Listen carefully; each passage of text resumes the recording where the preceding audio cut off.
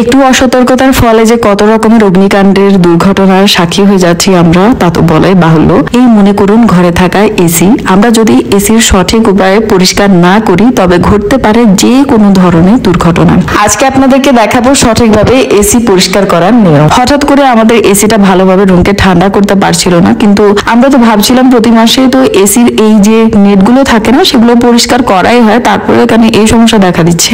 ভাগ্যক্রমে সেদিন আজাদ ভাই ছিলেন, তিনি আমাদের প্রপার গাইডলাইন দিলেন যে এটা আমাদের ভুল ধারণা, এইভাবে এসি পরিষ্কার করে জাস্ট নিশ্চিন্তে বসে থাকলাম এটা কিন্তু একদমই চলবে না, কারণ ইনডোর আর আউটডোর দুদিকেই নাকি ভেতরে প্রচুর ময়লা জমে থাকে, যা সঠিকভাবে যদি আমরা ক্লিন না করি তাহলে এসি নাকি ব্লাস্টও হতে পারে। তো আজাদ ভাই এসির উপরের যে অংশ সেগুলো এক এক করে খুলে ফেললেন। এই যে আপনারা দেখতে পাচ্ছেন কি প্রকার ময়লা জমে ছিল।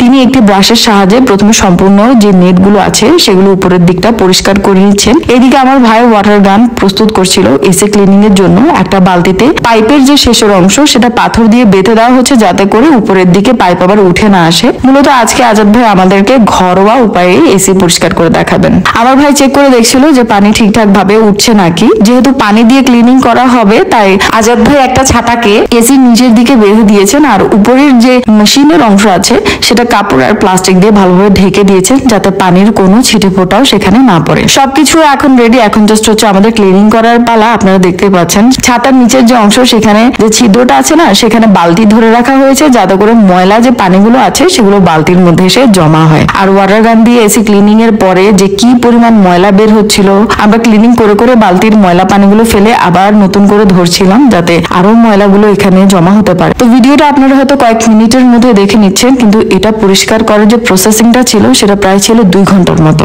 এসি পরিষ্কারের সময় যে পানি ব্যবহার করা হচ্ছিল সেগুলোর মধ্যে কিছু পানি তো বালতির মধ্যে এসে জমা হচ্ছে, আবার আউটডোর দিয়েও কিন্তু পানি বের হয়ে যাচ্ছিল। এবার আমরা ছাদে চলে গেলাম। আজাদ ভাই বললো আউটডোরটাও নাকি পরিষ্কার করতে হবে, কারণ এসিকে যদি ভালো রাখতে হয় তবে ইনডোর আর আউটডোর দুটোই ক্লিন রাখতে হবে। প্রথমে তিনি উপরে যে ধুলো সেগুলো পরিষ্কার করে আবারও মেশিনের দিকটা ঢেকে দিচ্ছেন যাতে পানি না পড়ে। এবার ওয়াটার গান দিয়ে পরিষ্কার করা শুরু হয়ে গেল। ক্লিনিং এর পর আজাদ ভাই পার্টস গুলো সবগুলো মুছে দিয়েছেন উপরের দিকটা, আর এদিকে ইনডোরের যে উপরের বক্সটা সেটাও কিন্তু ভালোভাবে পরিষ্কার করা হয়ে গিয়েছে। এবার হচ্ছে জাস্ট অ্যাসেম্বলের পালা। সবকিছু আবারও আগের মতো লাগিয়ে দেওয়া হচ্ছে। আজাদ ভাই একটা টিপসও আমাদেরকে বলে দিলেন, ইন কেস যদি কখনো আমাদের এসি রিমোট নষ্ট হয়ে যায় তাহলে আমরা কিভাবে এসিটাকে আবার রিস্টার্ট দিতে পারবো যতক্ষণ না নতুন রিমোট আসছে।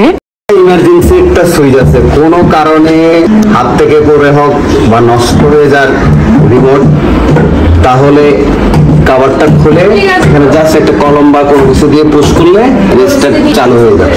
সবকিছু এখন অ্যাসেম্বল করা শেষ।